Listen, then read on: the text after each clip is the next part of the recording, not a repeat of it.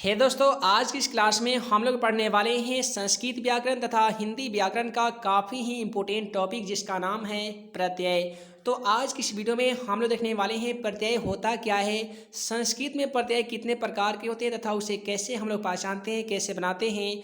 उसके साथ साथ हम लोग ये भी देखने वाले हैं कि आखिर हिंदी में प्रत्यय कितने प्रकार के होते हैं, प्रत्यय से रिलेटेड आपके एग्जाम में कैसे सवाल पूछे जाते हैं। तो सबसे पहले हम लोग प्रत्यय पढ़ने वाले हैं। तो सबसे पहले आज से भी ये जान लीजिए कि आखिर प्रत्यय होता क्या है। तो आसान भाषा में आप जानेंगे कि प्रत्यय उस शब्दांश को कहते हैं जो किसी शब्द के अंत में जुड़कर उसका अर्थ बदल देता है। उम्मीद है आज से भी समझ गए होंगे कि प्रत्यय हम लोग उस शब्दांश को कहते हैं जो किसी भी शब्द के अंत में जुड़कर उसका अर्थ में परिवर्तन लाता है, यानी उसका अर्थ ही बदल देता है, उसे हम लोग प्रत्यय कहते हैं। जिसे मान लेते हैं कि मीठ एक शब्द है जिसमें हिंदी का आई प्रत्यय मिला देते हैं तो क्या बनता है, मिठाई बनता है। तो आपके एग्जाम में ऐसे सवाल बनते हैं कि मिठाई में कौन सा प्रत्यय है, तो मिठाई में आई प्रत्यय है। तो इसी प्रकार से आपसे बता दें कि संस्कृत में जो प्रत्यय के प्रकार होते हैं वो दो प्रकार के होते हैं।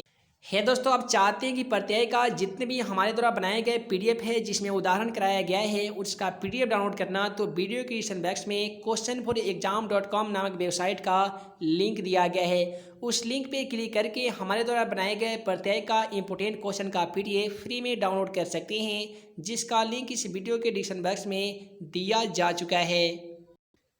हे दोस्तों, पहला प्रत्यय होता है कृत प्रत्यय और दूसरा होता है तद्धित प्रत्यय। तो सबसे पहले हम लोग ये जानेंगे कि आखिर कृत प्रत्यय होता क्या है। तो आपसे बता दें कि वे प्रत्यय जो किसी धातु या क्रिया के अंत में जुड़कर उसके अर्थ में परिवर्तन लाता है उसे हम लोग कृत प्रत्यय करते हैं। एक बार फिर से समझ लीजिए कि वह प्रत्यय जो किसी धातु या क्रिया के अंत में जुड़कर उसके अर्थ में परिवर्तन लाता है उसे हम लोग क्या कहेंगे, तो उसे हम लोग कृत प्रत्यय कहते हैं। आपसे बता दें कि इस प्रत्यय से बनने वाले शब्द को हम लोग कृदंत शब्द कहते हैं। कई बार आपके एग्जाम में ऐसे सवाल भी पूछे जाते हैं कि कृत प्रत्यय से बनने वाले शब्द को हम लोग क्या कहते हैं, तो उसे हम लोग क्या कहेंगे, कृदंत प्रत्यय कहेंगे। हे दोस्तों, आपसे बता दें संस्कृत व्याकरण में जो पहला प्रत्यय होता है वो अक्त प्रत्यय होता है जो किसी भी शब्द के अंत में त विसर्ग के साथ लगता है। एग्जाम्पल के तौर पे पठना, यानी पठ मिस पढ़ना होता है संस्कृत में। तो पढ़ना एक प्रकार का क्रिया है, तो पढ़ना में अगर हम अक्त प्रत्यय लगाएंगे तो क्या बनेगा, पठता बनेगा। हंस का मतलब होता है हंसना, हंसना में अगर हम लोग अक्त प्रत्यय लगाएंगे तो वह हो जाएगा हंसितः। उसी प्रकार से लिख का मतलब लिखना होता है, तो लिख में अगर अक्ता प्रत्यय लगाएंगे तो क्या बनेगा, लिखतः।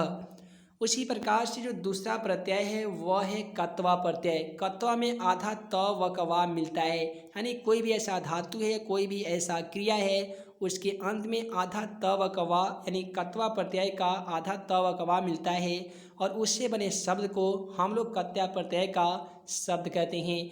एग्जाम्पल के तौर पे पठ में ही मिलाकर देख लेते हैं। पठ मिस पढ़ना, इसमें अगर आधा त व कवा मिला देंगे तो क्या बनेगा, पठितवा बन जाएगा। उसी प्रकार से लिखित में कत्वा प्रत्यय मिलाएंगे तो लिखितवा हो जाएगा।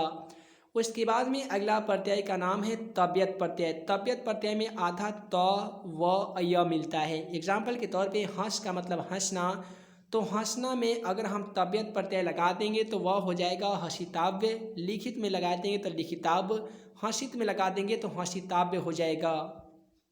उसके बाद में अगला जो प्रत्यय हमारा वह है सत्री प्रत्यय। ठीक है, इसमें क्या होता है कि कई बार ऐसा धातु होता है या ऐसा क्रिया होता है जिसके अंत में अत लगता है या अन लगता है। एग्जाम्पल के तौर पे अगर हंसत यहाँ पे दिया गया है तो हंसत कोई भी शब्द नहीं होता है। हंस का मतलब होता है हंसना, जो एक प्रकार का क्रिया है। संस्कृत में हंसना को हम लोग हंस कहते हैं। तो अगर हंसना में यानी हंस में अगर सत्री प्रत्यय लगाएंगे तो इसमें लास्ट में त मिलेगा तो क्या बनेगा, हंसत हो जाएगा। उसी प्रकार से पठ मिस पढ़ना, उसमें अन उपसर्ग अन प्रत्यय लगा देंगे तो वह हो जाएगा पठन। अगला जो प्रत्यय है वह है तुमुन प्रत्यय। आज सभी को मालूम होगा तुमुन प्रत्यय काफ़ी सिंपल होता है। तुमुन में लास्ट में केवल तुम लगता है। एग्जाम्पल के तौर पर हंस मिस हंसना तो ये हो जाएगा हसितुम, पठितुम, गच्छितुम, लिखितुम। ठीक है, उसके बाद में अगला प्रत्यय होता है अनियर प्रत्यय। अनियर प्रत्यय में न दीर्घिकार और य पर विसर्ग मिलता है। एग्जाम्पल के तौर पर गम का मतलब होता है जाना, यानी गमनीय, हंसनीय, लिखनीय, पठनीय, ये जितने भी प्रकार के प्रत्यय बनेंगे ये अनियर प्रत्यय का उदाहरण बनेंगे।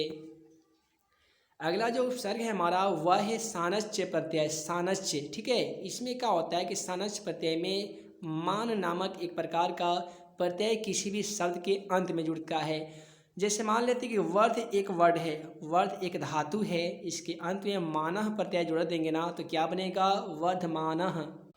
हे दोस्तों, अगला जो प्रत्यय है उसे हम लोग कहते हैं ल्यूट प्रत्यय। ल्यूट प्रत्यय किसी भी शब्द के अंत में न अमा नामक एक प्रकार का शब्द जोड़ता है।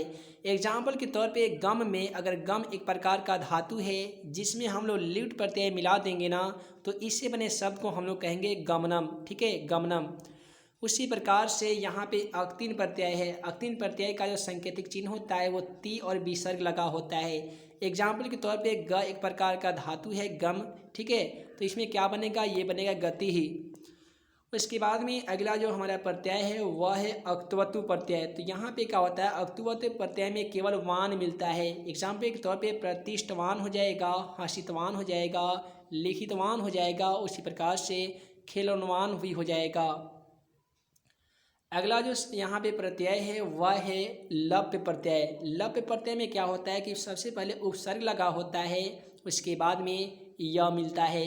एग्जाम्पल के तौर पे यहाँ पे दिया गया प्रपठ्य। प्रपठ्य में जो प्र है वो प्रकार का उपसर्ग है और लास्ट में य मिला हुआ है। उसी प्रकार से आगत्य। आगत्य में जो आ है वो उपसर्ग है और यहाँ पे लास्ट में य मिला हुआ है। उसी प्रकार से जो अगला हमारा प्रत्यय है वह है अढ़ौल प्रत्यय, जिसको अंतुल प्रत्यय भी पढ़ते हैं। तो यहाँ पे अढ़ौल प्रत्यय में क्या होता है कि क विसर्ग किसी भी शब्द के अंत में जुड़ता है। एग्जाम्पल के तौर पे यहाँ पे पाठ एक प्रकार का धातु है, इसमें अगर हम लोग ये अढ़ौल प्रत्यय मिला देंगे तो क्या बनेगा, पाठकः, लेखकः, शिक्षिकः, ये जितना भी प्रत्यय बनेगा वो अढ़ौल प्रत्यय यानी अंतुल प्रत्यय का उदाहरण बनेगा। अगला जो प्रत्यय का नाम है इसको हम लोग घय प्रत्यय या घच्य प्रत्यय भी कहते हैं। तो इसका बनाने का नियम है कि एक होता है सार्थक वर्ड यानी सार्थक शब्द होता है, उसके बाद में विसर्ग लगता है। एग्जाम्पल के तौर पे पाठ का मतलब एक प्रकार का सार्थक शब्द है, इसमें विसर्ग लगा देंगे और आपके एग्जाम में पूछे जाते हैं कि पाठः में कौन सा प्रत्यय है, तो क्वेश्चन का सही जवाब आप घच्य प्रत्यय लिखेंगे, ठीक है। उसी प्रकार से लेख एक प्रकार का सार्थक शब्द है, इसमें अगर विसर्ग लगा देंगे तो ये हो जाएगा लेखः, जो एक प्रकार का घच्य प्रत्यय का उदाहरण हो जाएगा। तो हम लोग यहाँ पे घच्य प्रत्यय तक ले पूरे संस्कृत का प्रत्यय पढ़ लिए हैं। चलिए अब हम आप सभी को ये भी बता देते हैं कि आखिर तद्धित प्रत्यय होता क्या है। तो अभी तक आप पढ़ रहे थे तद्धित प्रत्यय के पहले वाला प्रत्यय जिसका नाम था कृत प्रत्यय, और इससे बनने वाले शब्द को हम लोग कृदंत शब्द कहते थे। अब हम लोग जानेंगे कि आखिर तद्धित प्रत्यय होता क्या है। तो आपसे बता दें कि तद्धित प्रत्यय संज्ञा या सर्वनाम में आने वाले प्रत्यय को तद्धित प्रत्यय कहते हैं। संज्ञा या सर्वनाम में आने वाले जितने भी प्रत्यय होते हैं उसे हम लोग क्या कहेंगे, उसे हम लोग तद्धित प्रत्यय कहते हैं। आपसे बता दें कि इस प्रत्यय से बनने वाले शब्द को तद्धितांत शब्द कहते हैं, तद्धितांत। एग्जाम्पल के तौर पे यहाँ पे जो पहला प्रत्यय हमारा वह है मतु प्रत्यय। मतुक में वान या मान मिलता है। एग्जाम्पल के तौर पे हो जाए गुणवान, श्रीमान। ये अगर बोला जाएगा आपके एग्जाम में कि गुणवान में कौन सा प्रत्यय है, तो गुणवान में कौन सा प्रत्यय होगा, तो वह हो जाएगा मतु प्रत्यय। अगला जो प्रत्यय है वह है इमरिच प्रत्यय। इमरिच, तो इमरिच में क्या मिलता है, तो वो ईमा मिलता है। एग्जाम्पल के तौर पे गरिमा हो जाएगा, पृथ्वीमा हो जाएगा, प्रतिमा हो जाएगा। ये जितने भी प्रकार के हम आप सभी को शब्दों के उदाहरण बता रहे हैं ये सभी इमरिच प्रत्यय का उदाहरण हैं। इसके बाद में अगला प्रत्यय है वह है तरप। तरप में क्या होता है कि तरह, यहाँ पे देख लीजिए तरह। एग्जाम्पल के तौर पे क्षुद्र तरह, दीर्घ तरह, ये जितने ही प्रकार के शब्द हैं ये सभी तरप प्रत्यय से मिलकर होके बनते हैं। अगला जो प्रत्यय है वह है तरम। तरम में क्या होता है कि तमह, यहाँ पे देख सकते हैं तमह, तम में उपसर्ग लगा हुआ है।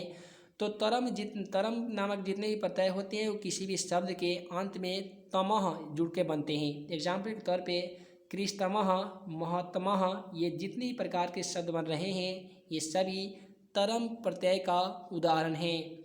उसके बाद में अगला जो प्रत्यय हमारा वह है ईस्टर्न प्रत्यय। ईस्टर्न प्रत्यय में केवल ईस्ट मिलता है, ईस्ट। तो यहाँ पे एग्जाम्पल के तौर पे आप सभी देख पा रहे होंगे गरिष्ठ, वरिष्ठ, घनिष्ठ, ये जितने भी प्रकार के उदाहरण हैं ये सभी ईस्टर्न प्रत्यय के उदाहरण हो जाएंगे। उसके बाद में अगला प्रत्यय है ढक प्रत्यय। तो ढक में क्या होता है कि कभी कभी ए मिलता है, ए या ए मिलता है, इस प्रकार से। एग्जाम्पल के तौर पे आग्नेय हो जाएगा, गंगे हो जाएगा, राधे हो जाएगा, ये जितने भी प्रकार के शब्द आप सभी देख पा रहे हैं ये सभी ढक प्रत्यय का उदाहरण हैं। उसके बाद में अगला जो प्रत्यय है वह है अन प्रत्यय। तो अन प्रत्यय तो काफ़ी सिंपल होता है कि जाति या प्रजाति का जो नाम होता है उन सभी में अन प्रत्यय लगा हुआ होता है। एग्जाम्पल के तौर पे कश्यप हो गया, पृथ्वी हो गया, पांडव हो गया, ये सभी जाति प्रजाति का नाम है। अतः इन सभी वाक्यों में कौन सा प्रत्यय है, तो यहाँ पे अन प्रत्यय लगा हुआ है। उसके बाद में यहाँ पे कृत तद्धित प्रत्यय के साथ साथ कुछ स्त्री भी प्रत्यय होती है। स्त्री प्रत्यय से भी आपके एग्जाम में सवाल पूछे जाते हैं। कई बार ऐसा पूछा जाता है कि बालक, ऐसे देखिए बालक और प्लस टाप। टाप एक प्रकार का स्त्री प्रत्यय है कि संयोग से कौन सा शब्द बनेगा। तो यहाँ पे जो आप सभी देख पा रहे हैं टाप प्रत्यय, तो टाप में क्या होता है कि टाप और प में हलंत होता है, तो ट और प लोप हो जाता है यानी विलुप्त हो जाता है और केवल आकार बचता है। यानी कहने का मतलब अगर बालक प्लस टाप बराबर क्या बनेगा, तो बालक प्लस टाप केवल आकार नहीं बनेगा, तो वो हो जाएगा बालिका। ठीक है, तो स्त्रीलिंग जो टाप है ये स्त्रीलिंग वर्ड है, डी भी स्त्रीलिंग वर्ड है और डिश भी स्त्रीलिंग है। जिस टाप से क्या बनेगा, याचिका, अजा यानी बकरी। कोकिल में अगर टाप मिलाएंगे तो वो हो जाएगा कोकिला। याचिक में अगर टाप मिलाएंगे तो याचिका। अज में टाप मिलाएंगे तो अजा हो जाएगा। उसी प्रकार से डी प्रत्यय से स्त्रीलिंग शब्द बनता है कुमारी, भवती, किशोरी।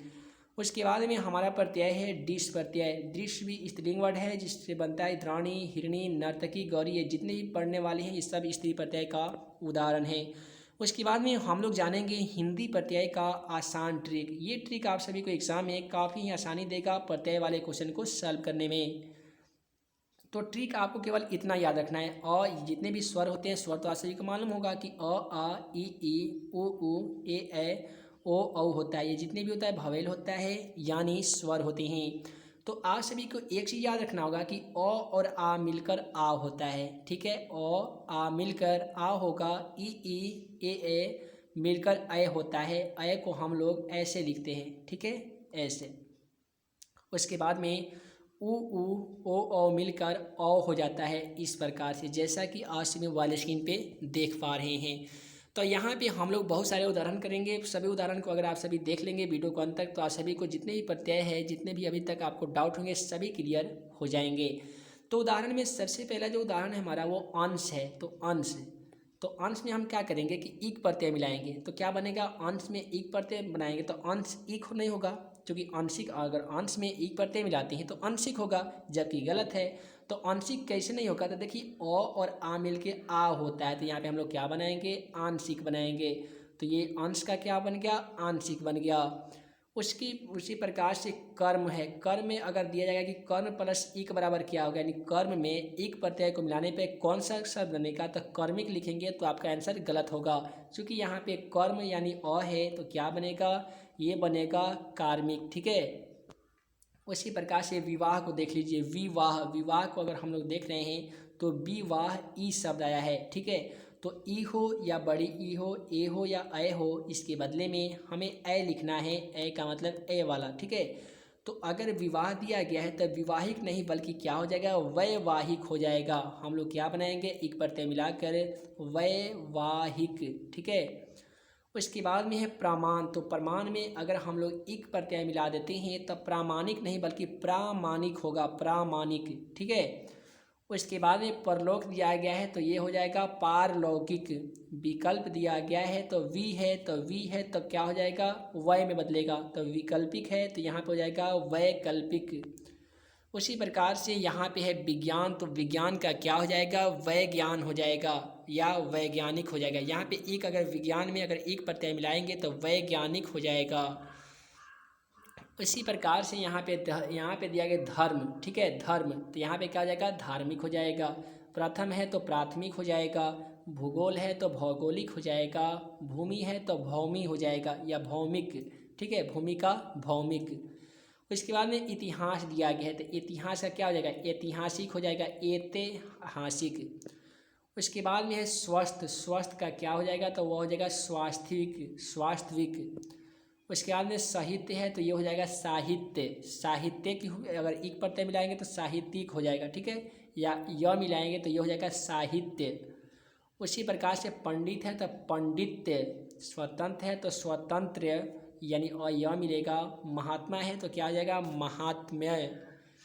उसी प्रकार से यहाँ पे बहुत सारे उदाहरण नीचे दिए गए हैं। आप चाहते हैं कि इसका पीडीएफ लेना तो वीडियो के डिस्क्रिप्शन बॉक्स में आप सभी को इसका लिंक मिल जाएगा, वहाँ से आप इसे डाउनलोड कर लीजिएगा और आप सभी को जितने भी उदाहरण दिए गए हैं सभी का उदाहरण को आप सभी को रिवाइज करते रहना है। आज सभी के एग्जाम में जितने भी प्रत्यय से सवाल पूछे जाते हैं मैं आसान तरीके से इस वीडियो के माध्यम से बता दिया हूँ। उम्मीद है कि आज सभी को वीडियो पसंद आया हो तो वीडियो को लाइक करें, अपने दोस्तों में शेयर करें। ऐसे ही नए नए वीडियो पाने के लिए हमारे channel math and magic tips को सब्सक्राइब करना ना भूलें। है दोस्तों, मैं मुकीम अंसारी जल्द मिलूँगा अगले वीडियो में नए भी क्वेश्चन के साथ। तब तक के लिए बहुत बहुत धन्यवाद।